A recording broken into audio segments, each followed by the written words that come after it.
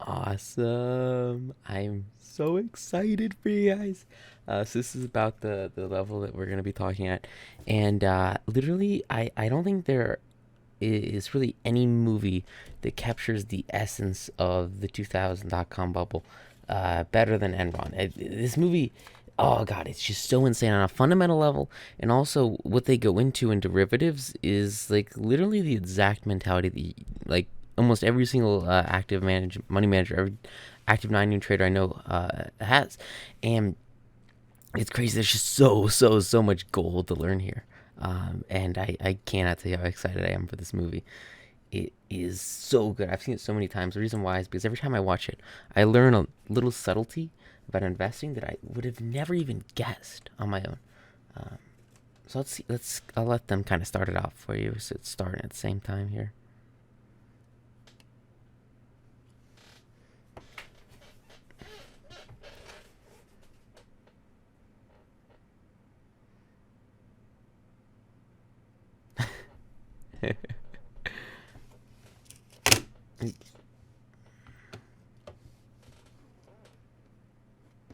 Yeah, so emotions are going to be so huge in this movie. Greed, pride, fear are going to be massive ones to see here.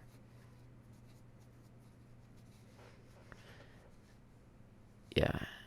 And so here you see like greed kind of growing and growing and growing and growing. There's a lot of interesting stuff here.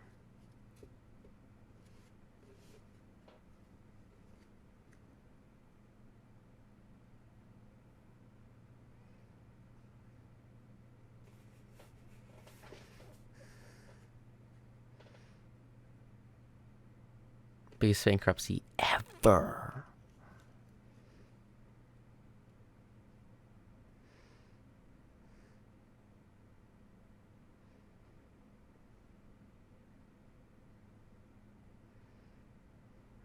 Yeah.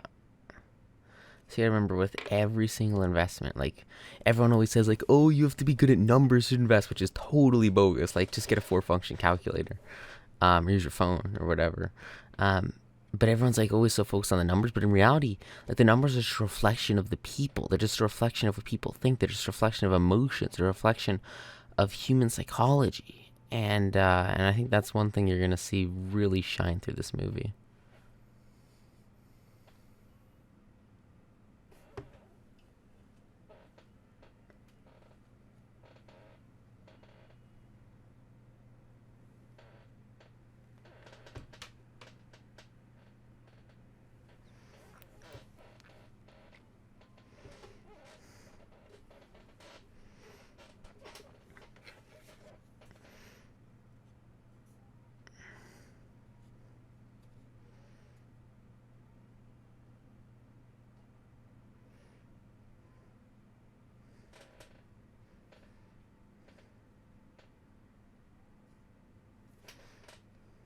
Oof.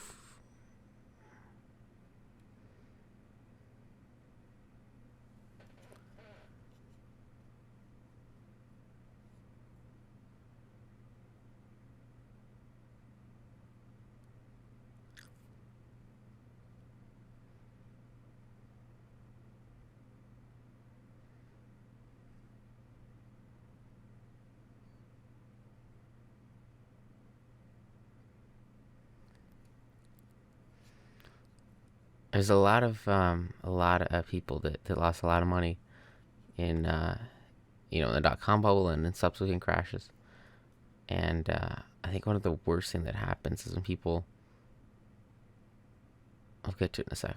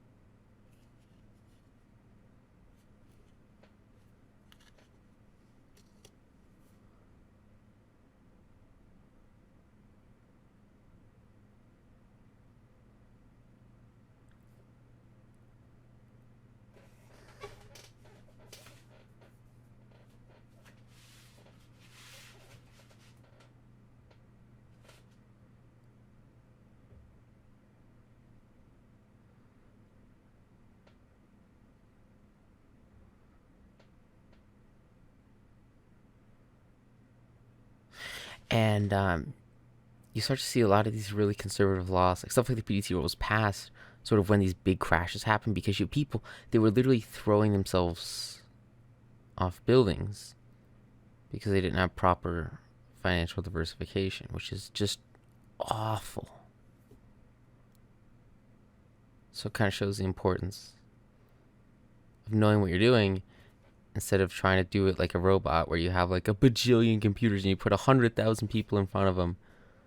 I mean, a phenomenal trading floor for sure, but you want to make sure that everybody is mentally prepared for what they're doing and they know what they're getting into when they make that investment, especially if you're going to hold anything overnight. I mean, if you're going to hold something overnight, you're obviously going to have that inherent risk, right? Which is fine when you know what you just gotta know what you're getting into. A lot of these guys didn't know what they were getting into. Also, by the way, you're going to see this trading floor a lot. It is a dope trading floor.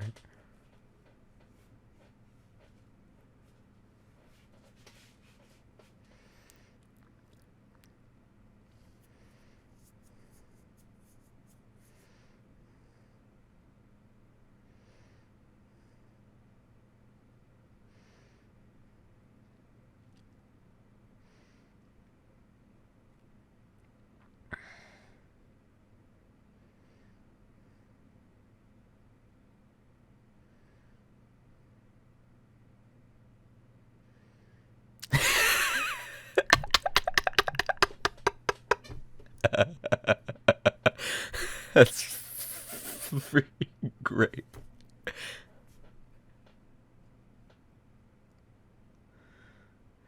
Oh my god.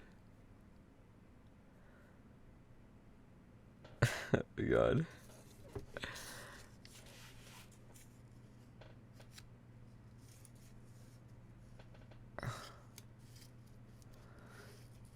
Yes, you gotta remember here, for those guys you don't know, like this company went from one of the biggest companies on the planet to bankrupt. And when stock goes bankrupt, people are like, "Oh, what happens when your stock goes bankrupt? You know, do you sell it or do they get bought out?" Or, no, like when the stock goes bankrupt, the stock becomes worth zero, zip, nada, zilch, and we'll see the impacts of that as this goes through.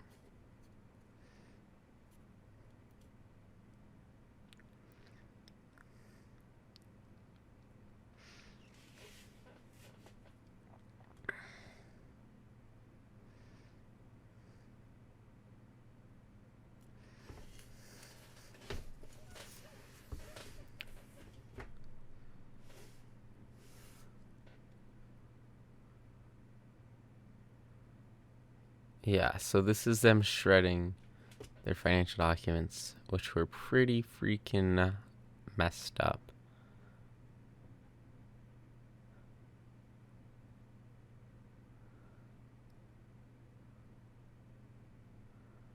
So they'd been lying about like their accounts, and when you lie and do illegal things and then try to cover it up by shredding your documents, it's obviously not a good thing. One other thing I want you to look at besides the underlying psychology and the fundamentals stuff like that, um,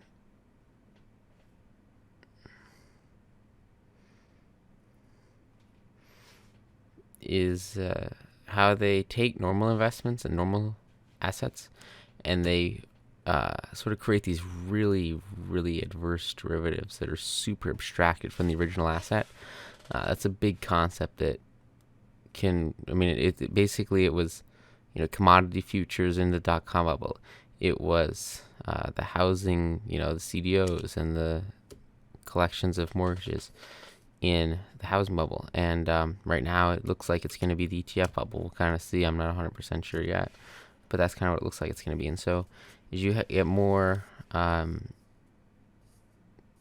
these derivatives, I want you to notice the derivatives they're trading here, how they get further away from the actual core asset, and it creates a lot of speculation, fake money, and that turns into increased, kind of falsified volume that makes a big bubble in the short term and then crashes in the long term.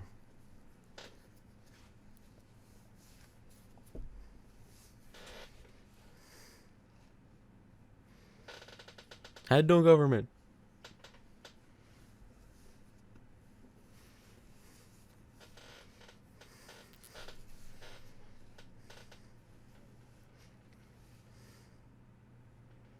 That's such a good quote. The magic of the marketplace. Uh, we'll see how that works out for Enron. Dude, these guys were making bank. I mean, these traders you're about to see, like, they were crushing it so hard. Oh, yeah, they were an energy company.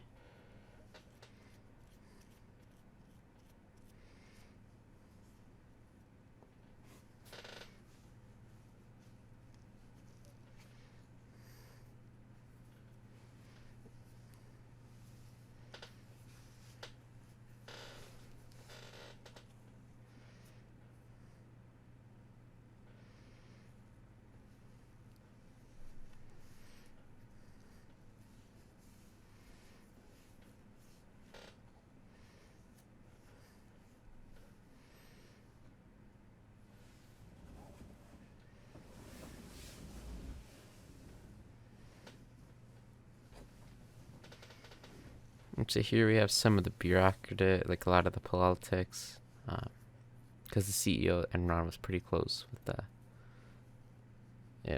Bush.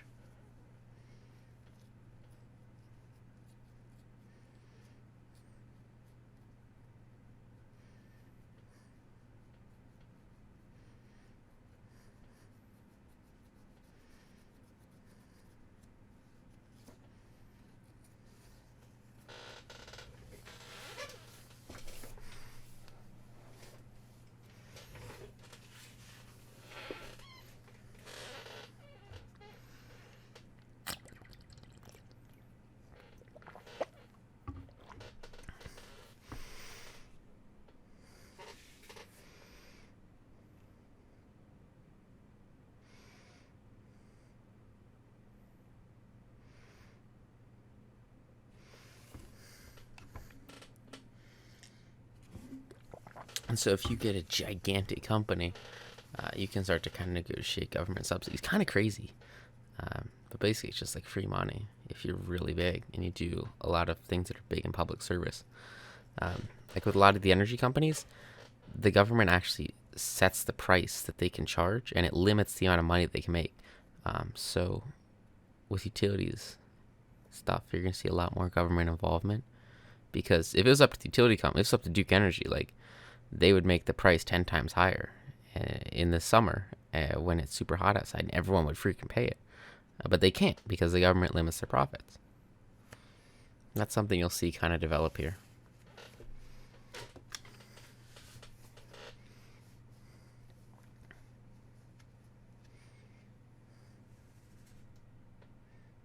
Yeah, this is some sketchy derivative trading.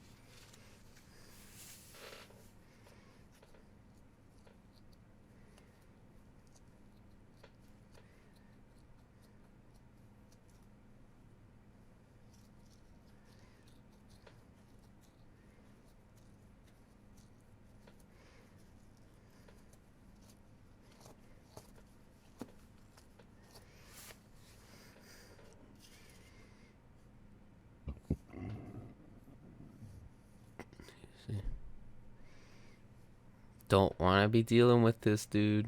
This is bad stuff.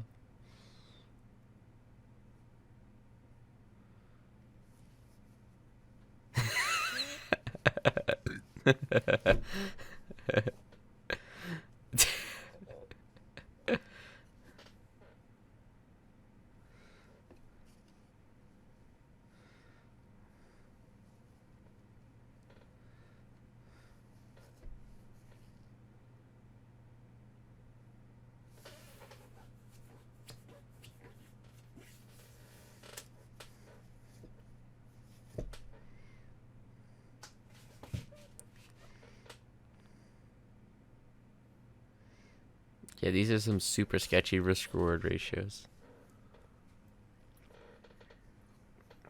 Because these aren't traders that are like trading for a living. These are traders that are working for a company that gives them money to trade for a living. And it's a very subtle, but it's a very big difference in mindset. See, like, in the real world, they would have lost millions. Or they keep making the millions. But instead, they're just employees, and they're just going through the process because they're working for the man. And that's why a vast majority of individual investors will drastically outperform institutional investors because their money's on the line, their ass is on the line, and it really is a lot better motivation. Like, there's no way I would trade as well as I do if I worked for somebody else. It just wouldn't happen.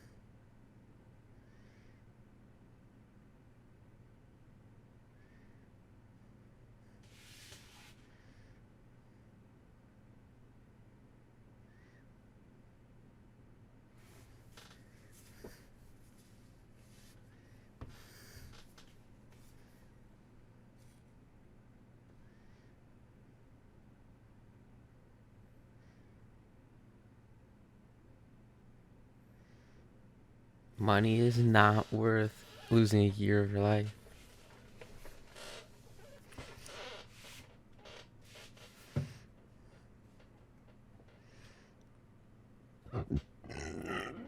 Jeez.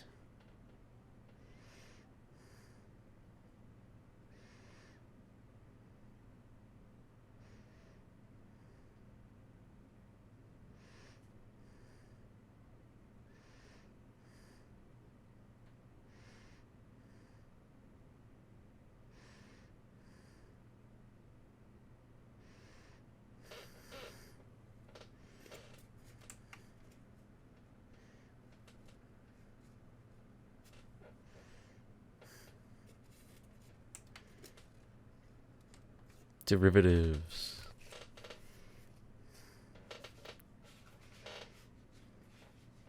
Some crazy cool stuff.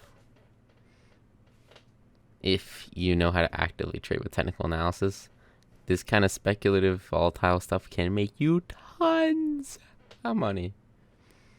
We'll see how that works out in a sec.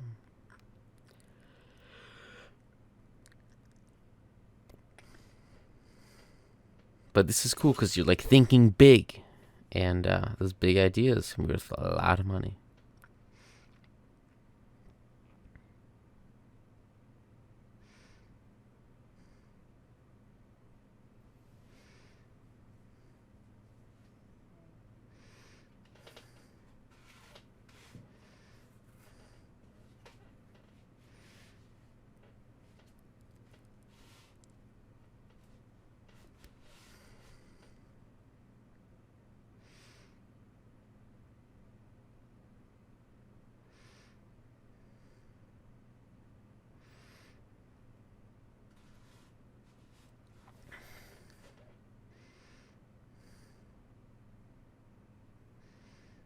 Yeah.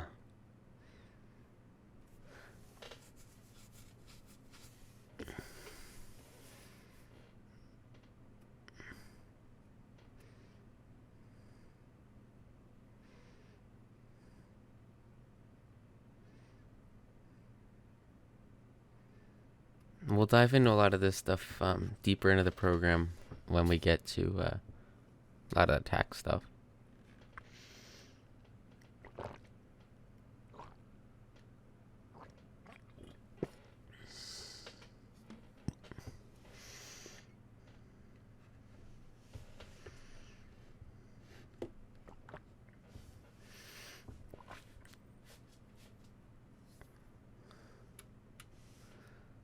Counting is not supposed to be subjective.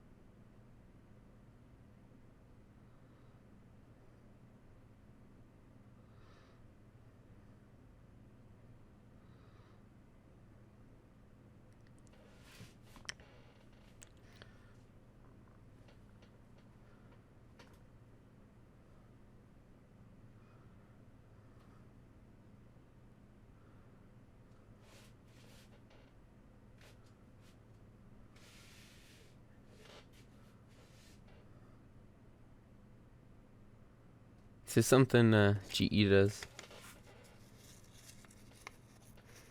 I want you to notice sort of the social skills he develops. They don't really serve him that well because he doesn't spend time to actually care about others. He's a little bit self-centered. You'll see how it works out for him, but I mean, long story short, it's not good. And if you don't make others like care about you, it's like climbing up a ladder and having like 50 people watch you fall down versus having someone catch you if no one cares about you, which is harsh. And we'll see how it works out. It's really what happens.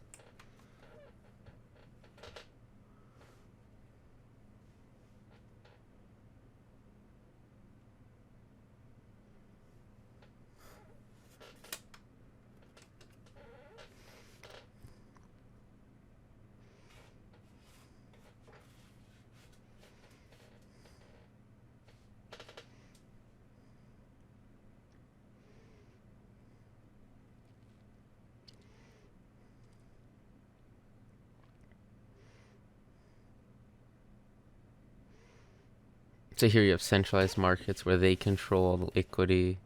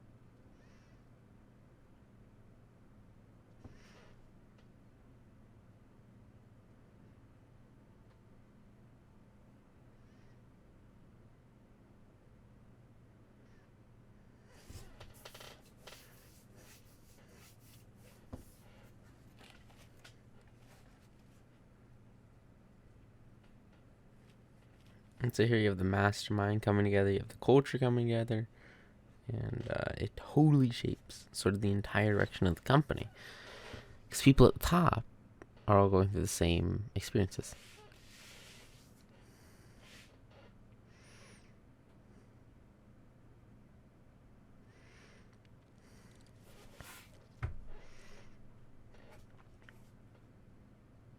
And obviously, also, as you increase dopamine, it can kind of hurt decision making abilities in a sense,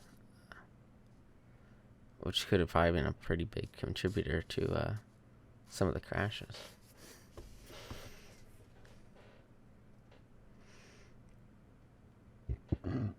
Jeez.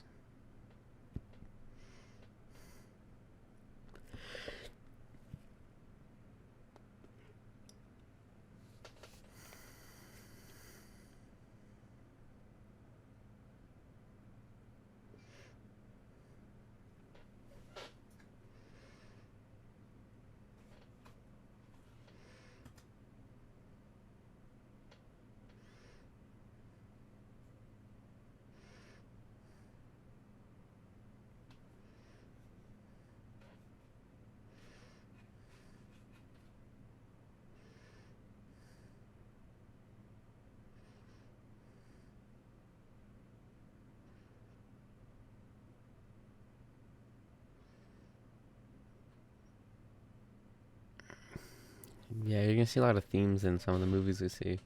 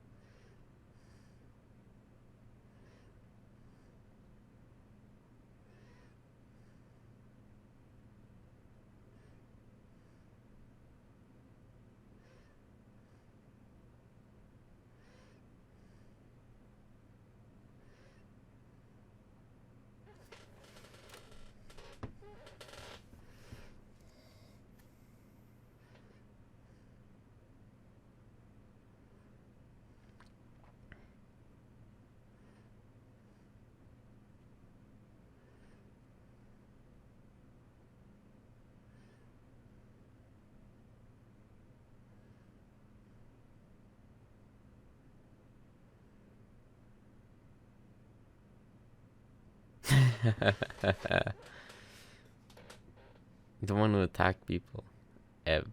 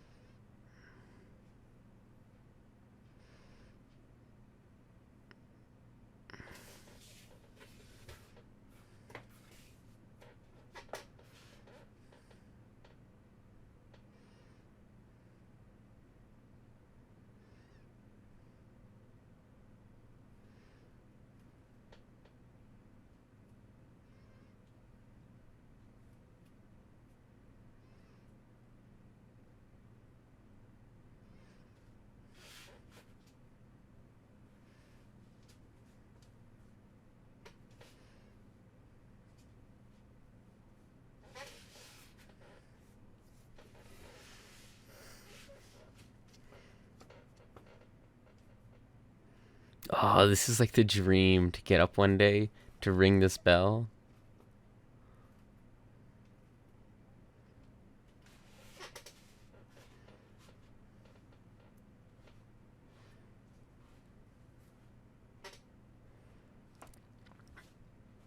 Yeah. And so you'll see this happen with bubbles, where you have like the wash or the lawnmower dude or the dishwasher or this person who would never ever even think of investing in stocks started investing in stocks. We talk a lot about bubbles in the training program, so I'm not going to go too deep here, but when you have your hairdresser asking you how to buy Bitcoin or how to buy Enron stock, it's it's the same. It's the same. Obviously, different kind of long-term prospects, but it's the same kind of foundational psychological principle.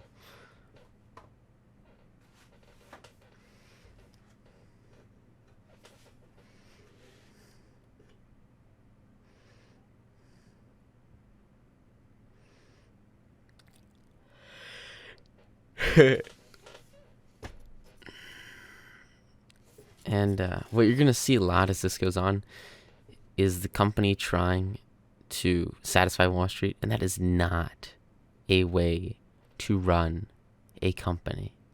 You don't want to be hung up over analyst projections for earnings when you're running your company, and you don't want to see that happen in your company. And we'll see how it works out here.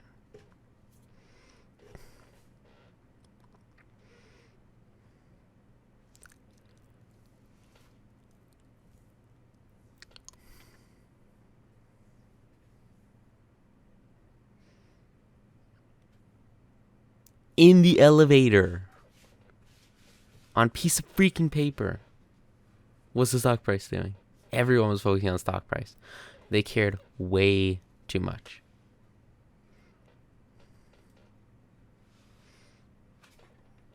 You gotta care about giving value, not freaking stock prices.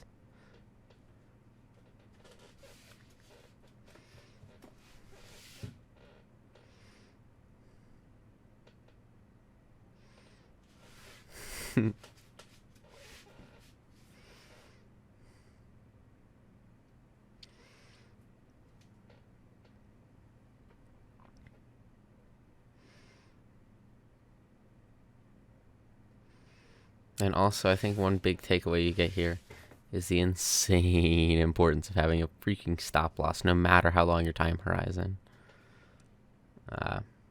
We'll see how it works out.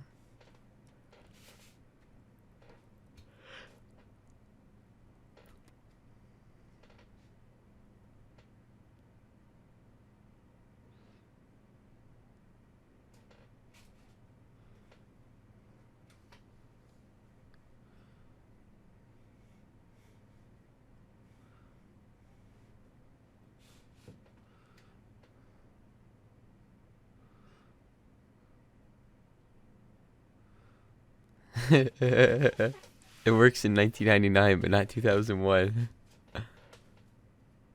Holy shit. Oh my god.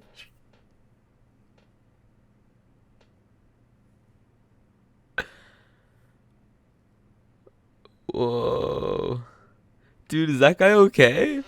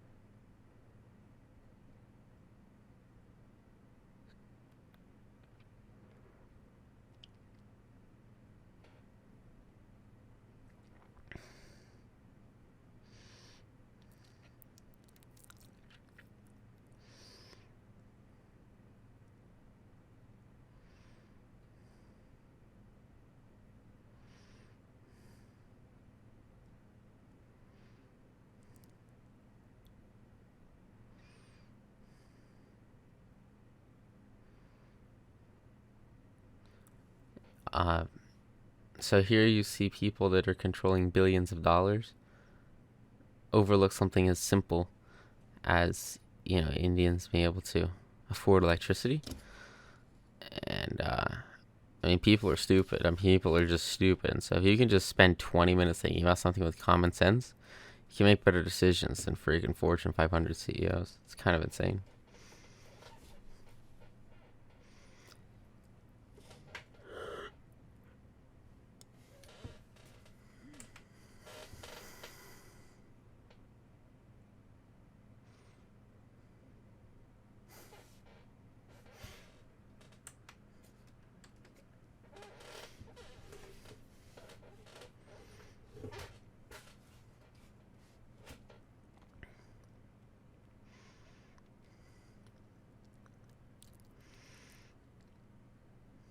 And so here we see this guy put every single penny he has into Enron stock, which is absolute terrible diversification.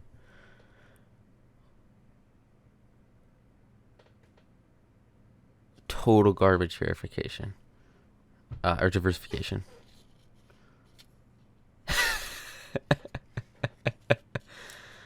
I mean, this diversification comes from like a first grader. And so we'll see how it works out. But basically, I mean, it don't freaking put your entire portfolio in one stock, or else, you'll see what happens. But spoiler alert, the company goes bankrupt. These guys lose 100% of their portfolio. That's why you follow what we teach in 9 to Noon. They talk about analysts here. Analysts don't really matter, like, ever.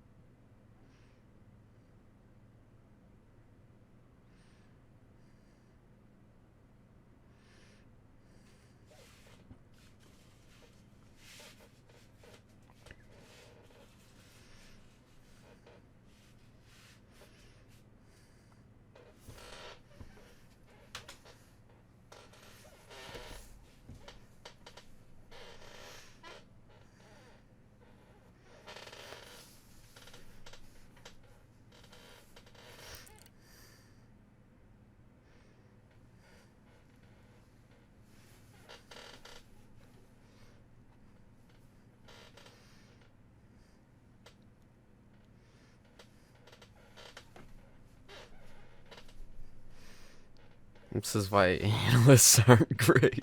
You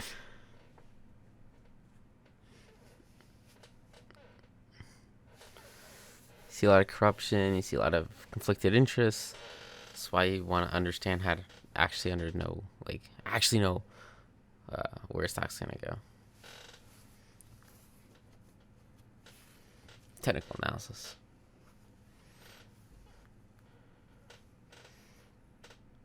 Space.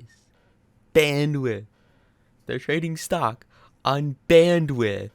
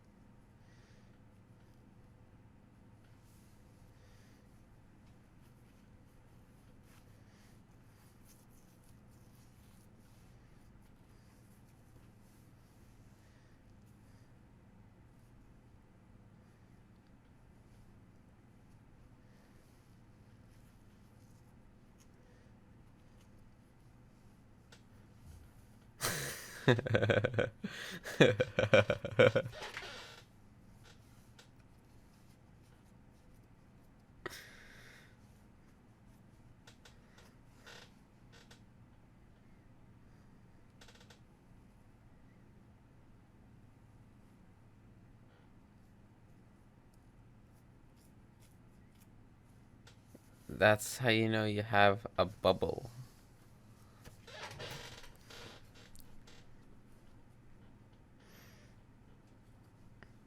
Dude, I don't care what the news says. If you look at technicals and you see a stock goes up 34% in 2 days, and you have an inverted yield curve, which there was an inverted yield curve when this happened, that's what you call a bubble.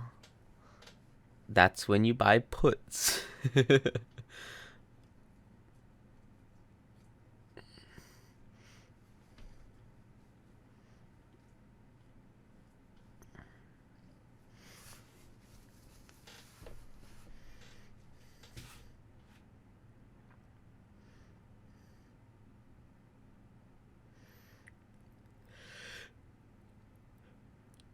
Oh yeah, really important.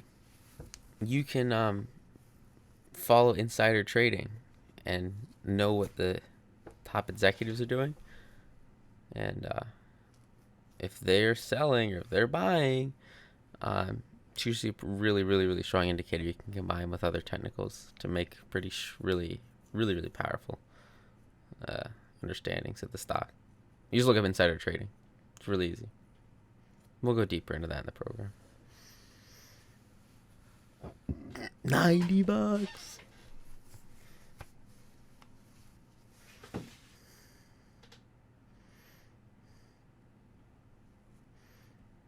Yeah, weather futures. It's insane. I think I wrote about this in the book. Just because it's actually an asset.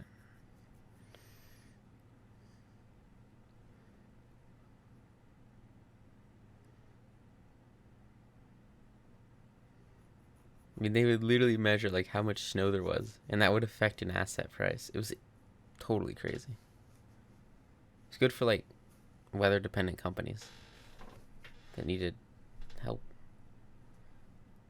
mitigating risk.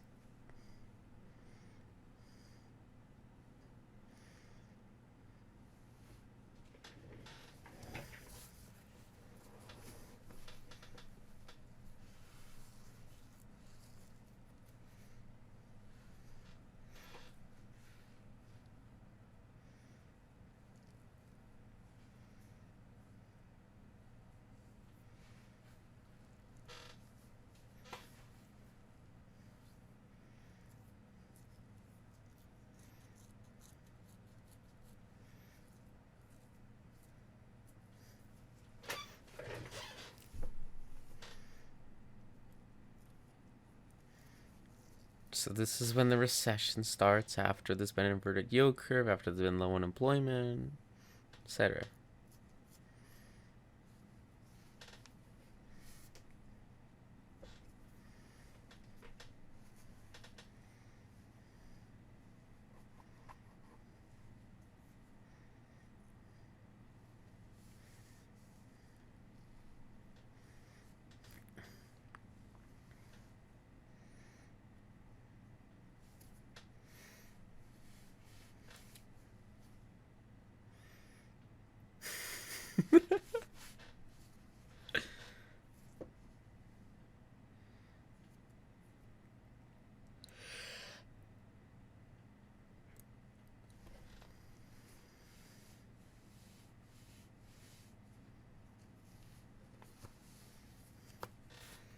So, like, I know a lot of you guys might have been around when this was going on. I know I was like literally not even bored when this happened.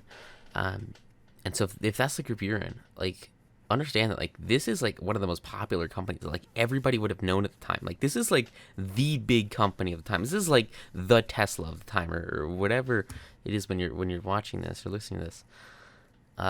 I mean, imagine like a company like that like going bankrupt in a month. Like no one would expect that, and that's why it was so devastating.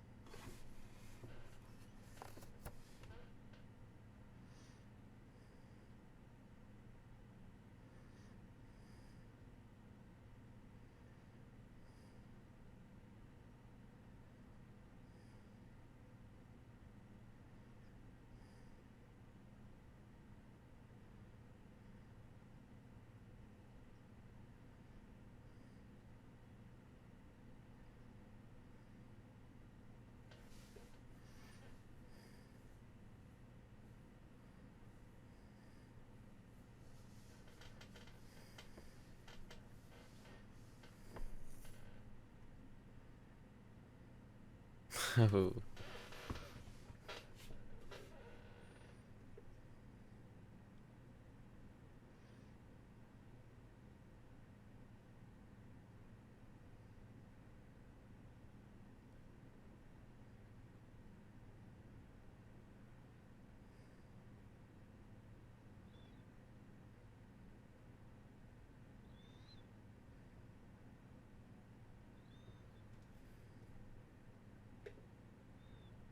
So here's kind of a cool strategy, um, is to bring up objections people have and then admit to them. And even if it's like totally true, it's like, yes, I killed this guy. By admitting it publicly, it'll really diffuse the pressure from it and make people forgive you for it, no matter what it is. It's really interesting, really, really powerful strategy.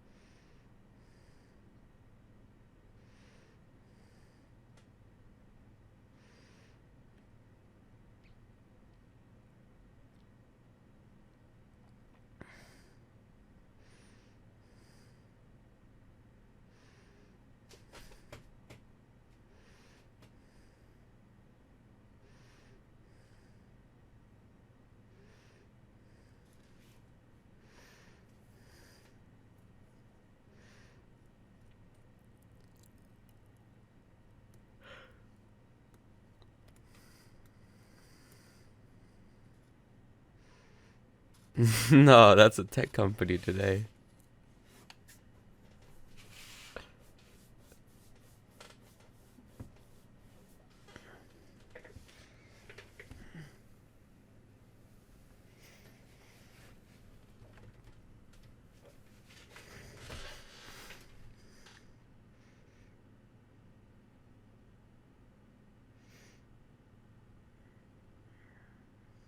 Ooh, that's a tough one.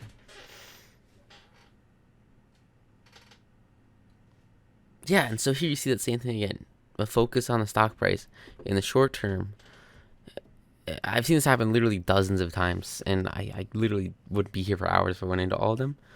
But when you have incentive structures to have short term gain, it absolutely crushes long term company growth. Um, and it's just an awful, awful, awful way to maintain anything. You'll see how it works out here. They focus so much on the stock price that they start to do some seriously sketchy accounting.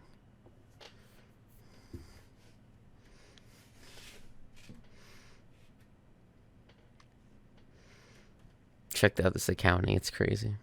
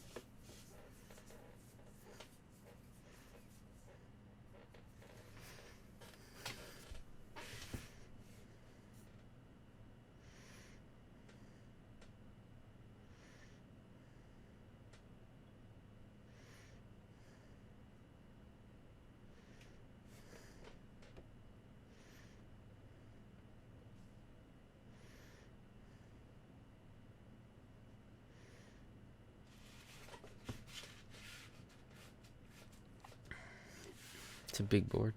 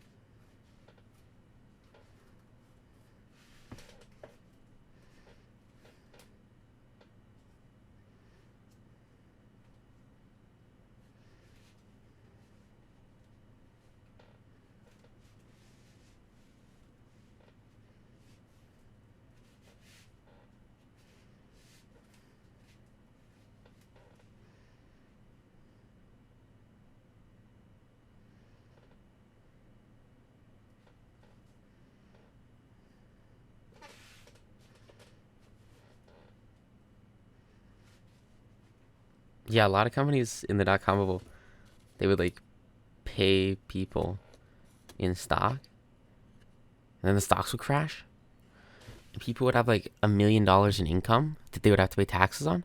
But after the stock crash, it would only be worth like 100 grand, and they would have like hundreds of thousands of dollars in taxes that they couldn't pay. It was really crazy, just because of the way the accounting and the taxes used to work. Same thing. Like there's these stories. People in Silicon Valley, they would like pay for dinner with a share of the stock of the company they owned. It was really crazy.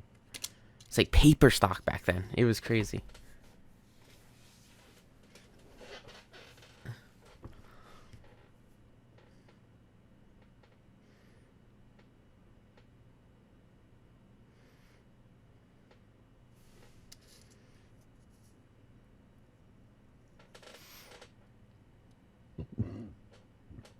Jeez.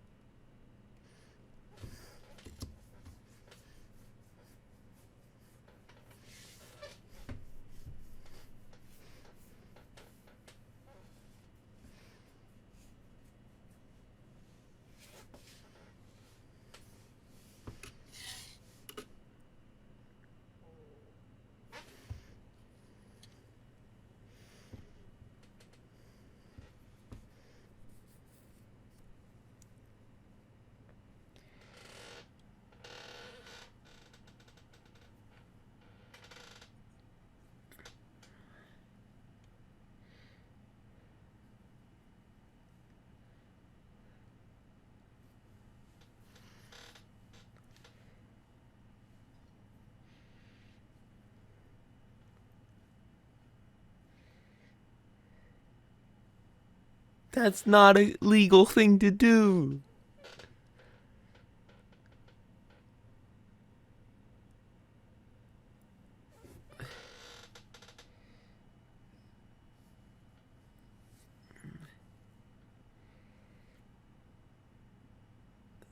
Oh, this is interesting.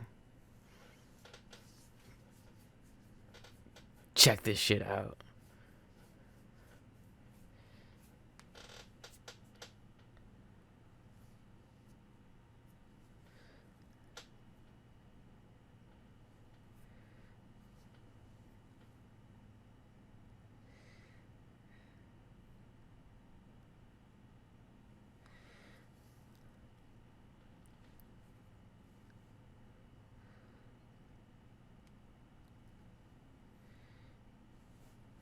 there's some stories of companies, and they would literally sell like ballpoint pens for $500,000 on their books, and it was like so crazy.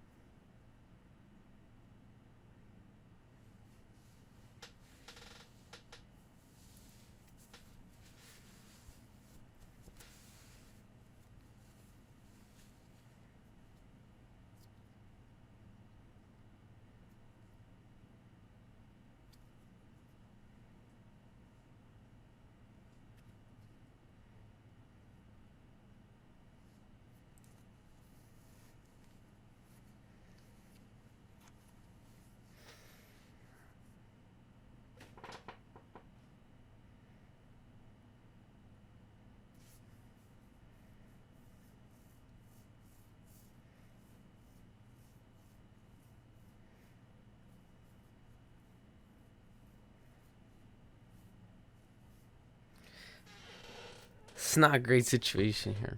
The reason why this guy had a terrible foundation when he started the company.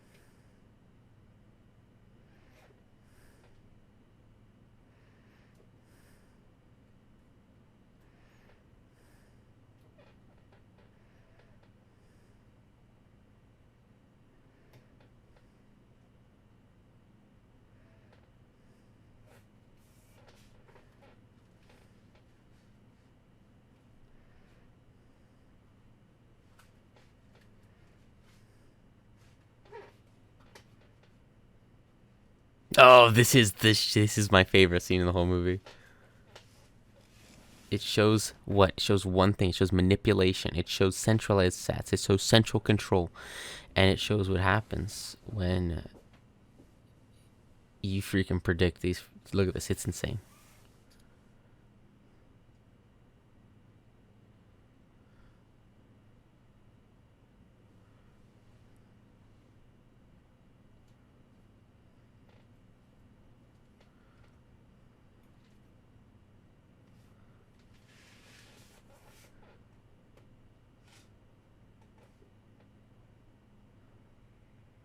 This is crazy. It's like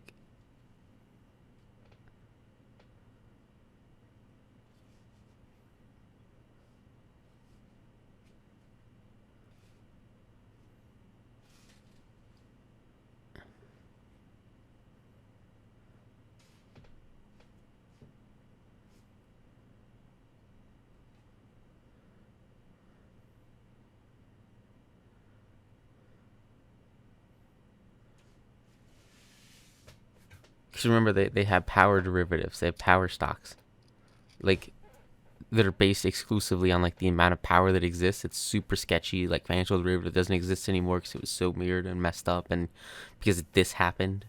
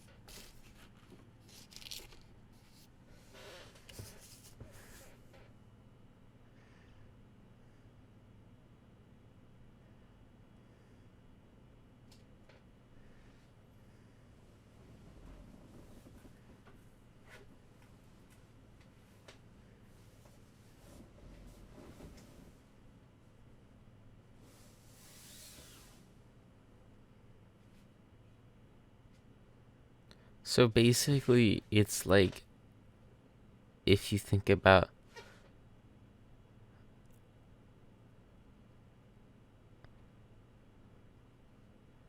a company that like only makes bananas, they make like all the bananas in the world. It's like taking the company that makes like all the bananas in the world and then having that company set the price of bananas. That's basically what these guys are doing. Is they're taking the energy futures, the energy um, derivatives they can trade, and then they're manipulating the price of energy by cutting off the supply of energy.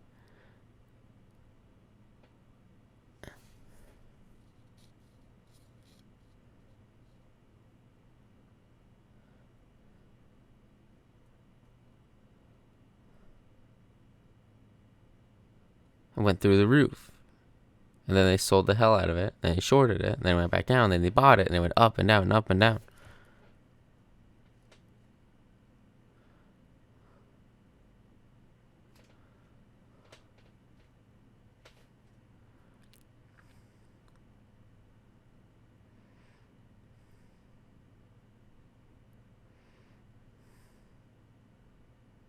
Look at this.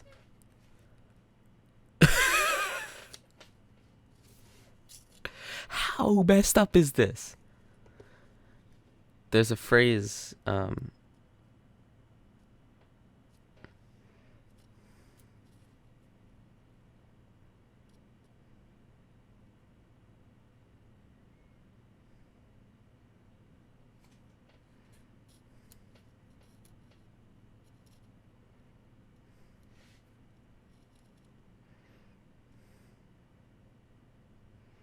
Dude, that's 400% gains in like a day. And that's how they made hundreds of millions, billions of dollars.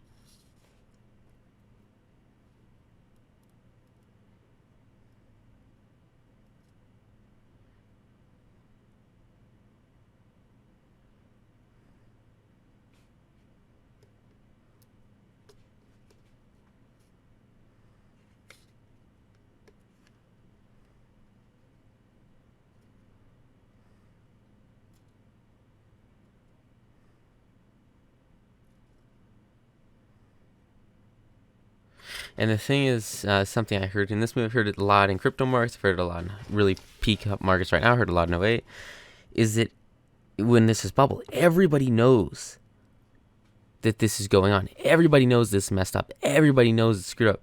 And nobody freaking cares because they're all making so much money. I remember I saw this happening in crypto.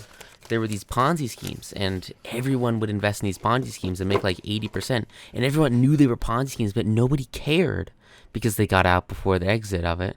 And then the people that were holding at the end were the ones who didn't know. They weren't in the loop. And they're the ones who had to pay for all that crap. It was awful.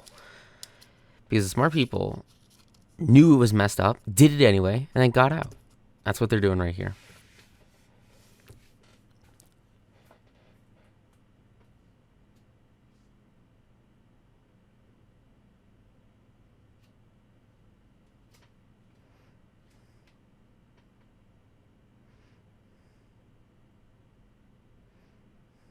$1,000. I mean, like, this is like insane. It's crazy. Literally Tesla stock.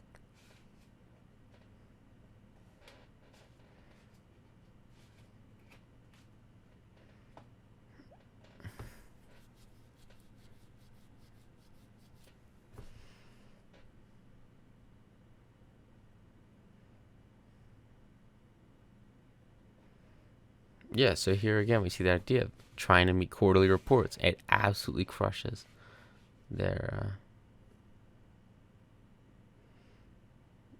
growth prospects.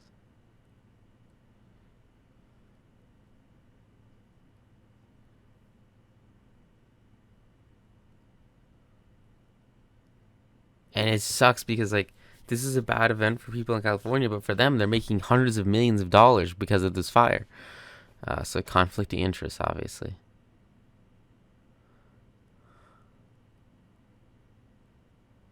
We saw this recently with PG&E. Well, not it wasn't as much with PG&E, but there was a fire.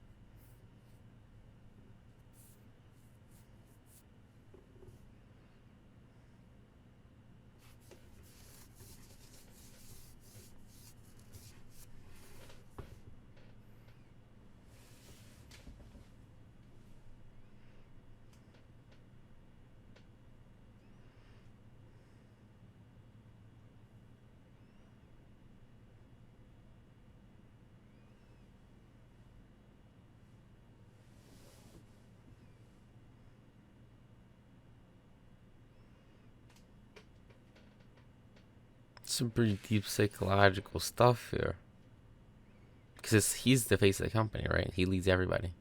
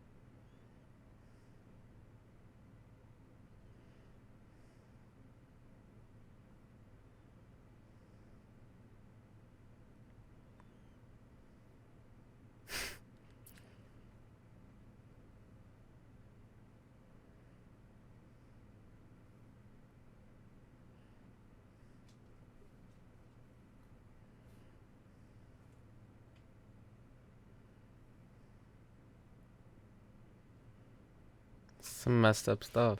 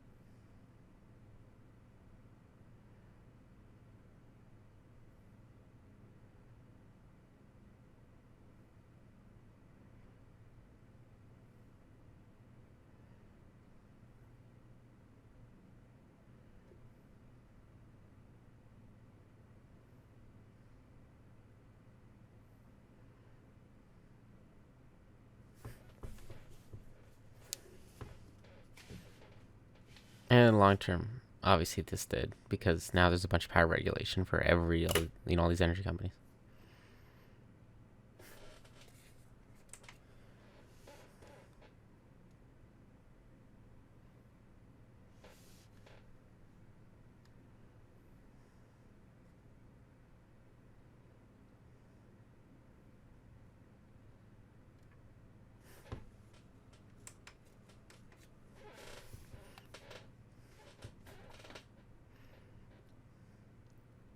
So price caps, like we talked about, sets the maximum they can charge.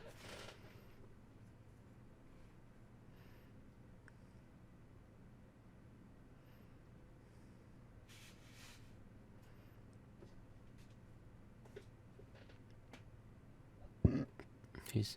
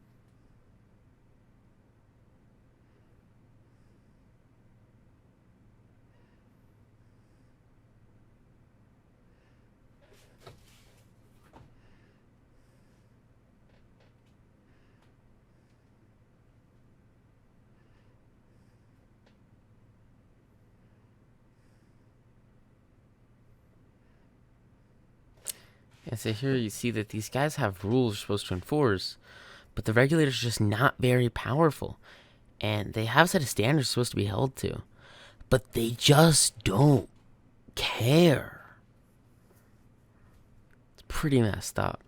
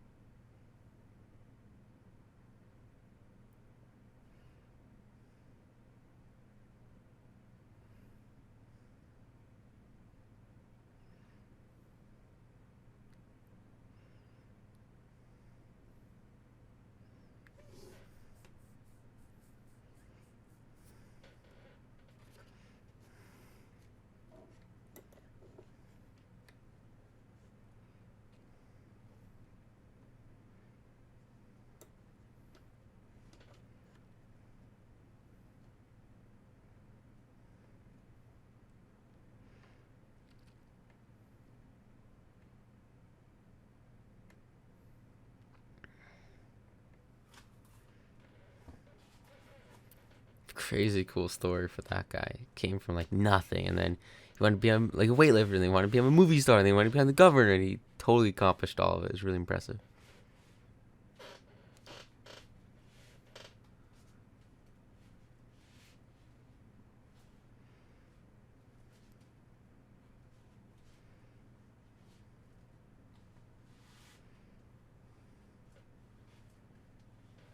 A lot of good stories about Arnold and Tools of Titans. Pretty cool stuff. And then it starts to fall, and then it starts to fall, and then it starts to fall. And this is when you buy puts.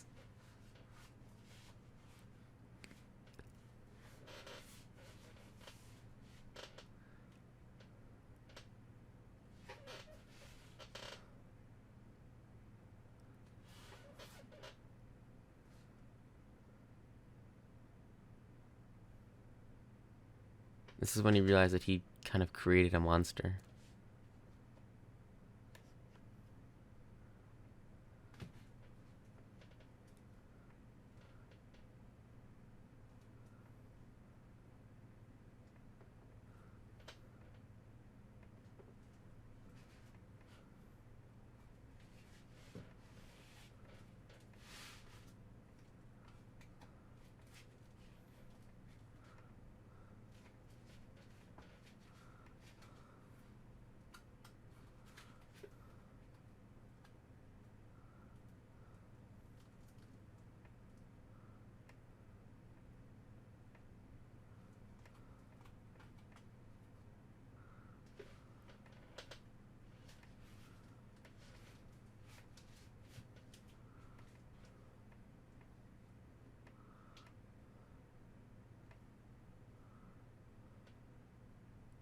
That's when your stock goes down like 20% a day.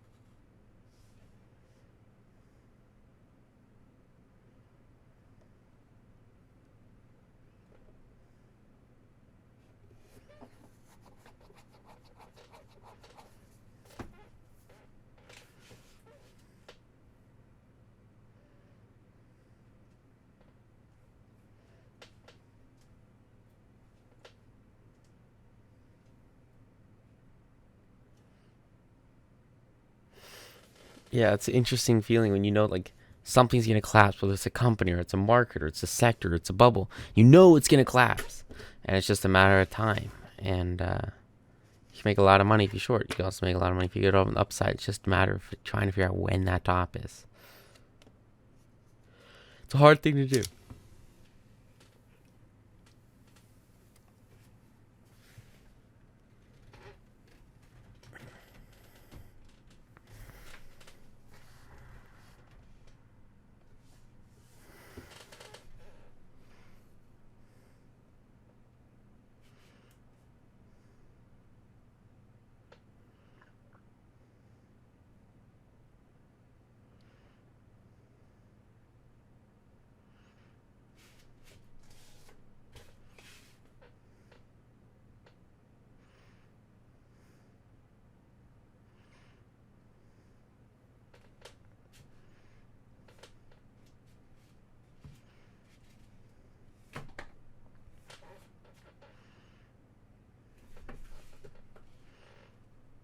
It's just something to learn about corporate management.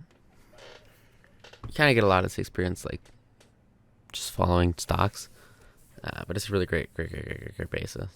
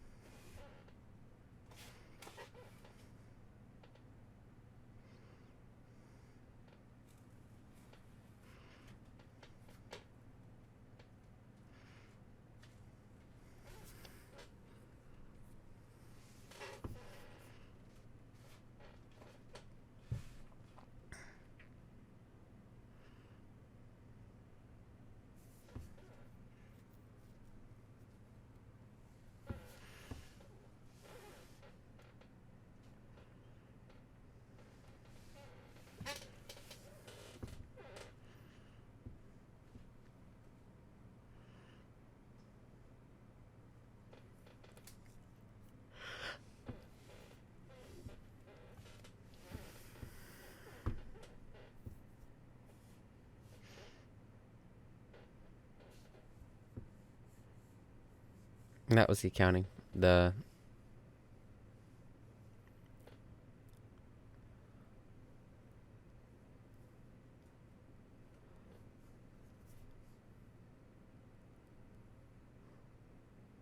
that was the auditing firm.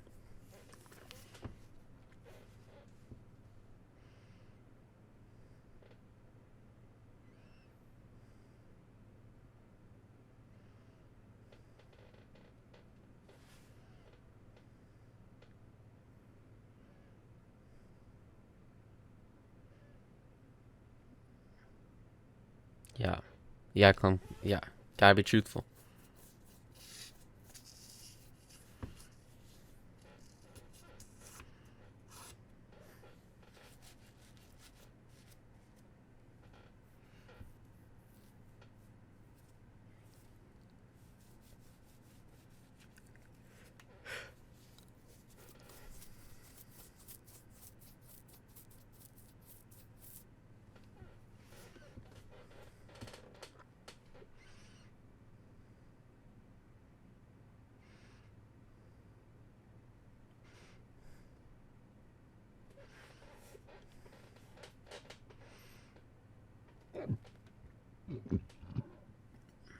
He's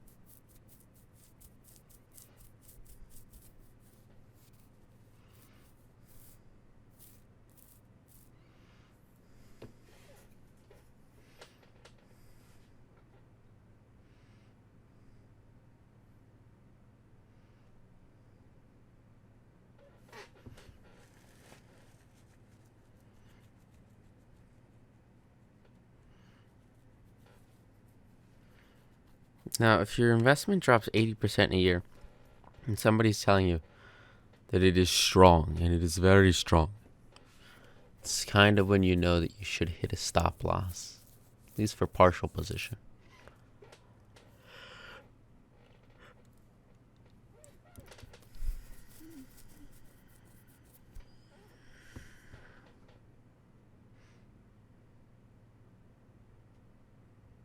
Arthur Anderson. So at the time, there were five major accounting firms, and now there are four major accounting firms because Arthur Anderson did this shit, and then no one ever trusted them ever again. So one bad act can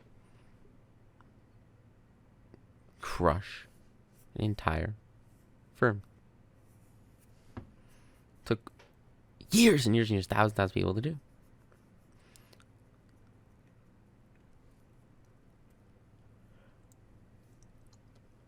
And he's saying this while he's selling the stock.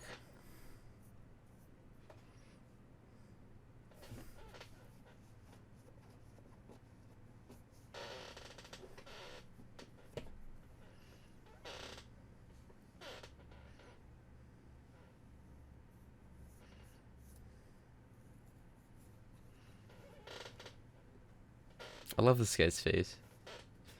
It's just always like so exciting.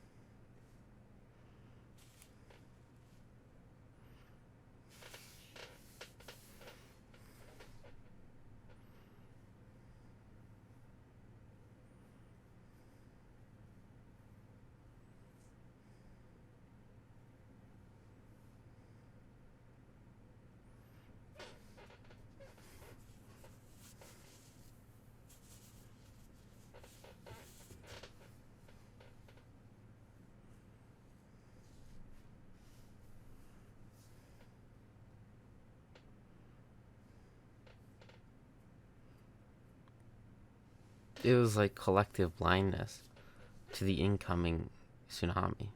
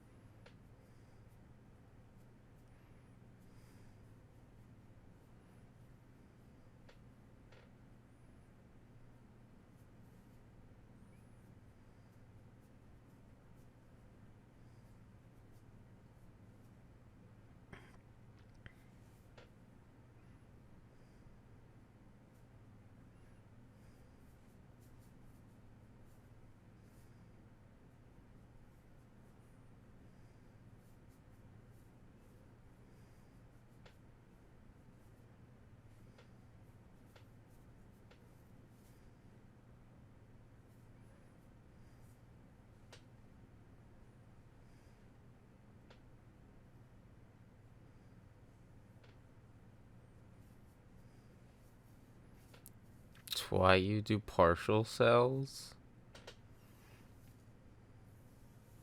and don't have your whole stock in one, your portfolio in one stock. But this is some pretty sad stuff, and I want you to kind of soak in what happens here, because it's really what happens if you don't have good diversification.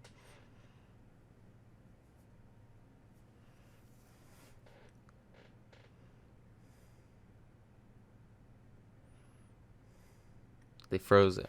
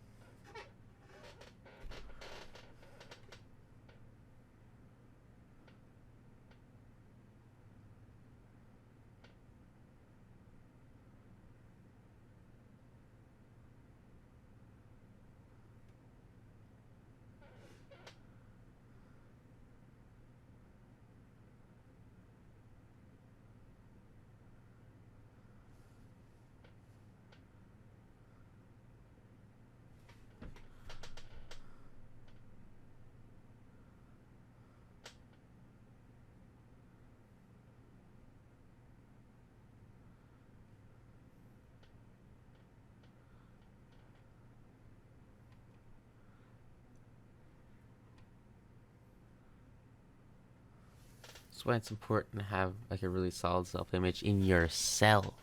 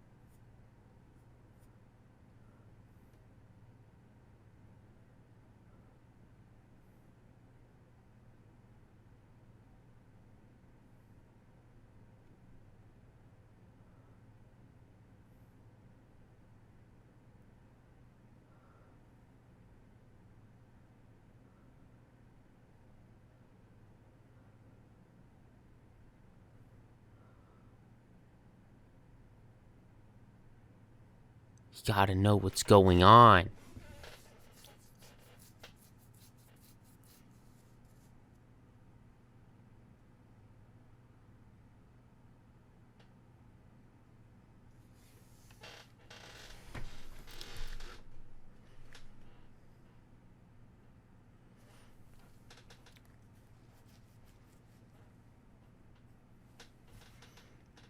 It's some harsh stuff right there. Retirement funds were like the only thing people invested in back then. Brokers and there was no Robinhood. There was no uh, really like low fee brokers. It was all like retirement plans mostly.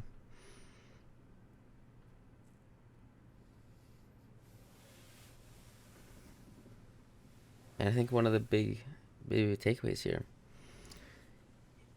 is everything can fall away when you have the wrong mindset, when you have the wrong mentality, and you're willing to do things that are off. You're willing to do things that are so bad for long-term growth, so you can book some quick profits. And so it's really important as you go through this program, you're getting better and better and better at investing. You don't make crap investments that aren't going to yield quality results. Now, what I'm not saying when I say this is that you should only focus on like long-term trades, because if you can make consistent 10% a day over and over and over again, like that's phenomenal. But what you shouldn't do is you shouldn't sacrifice the quality of your life. You shouldn't sacrifice other aspects of your life. You shouldn't have to give away or destroy or give up on something that you have just so that you can do better with those investments. With Enron, I mean, people literally gave their lives to support this company, to support its stock. And that is not the right thing to do.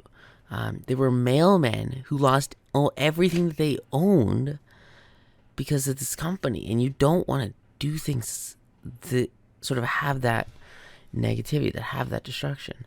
I think one of the big things for me was the manipulation of the power market.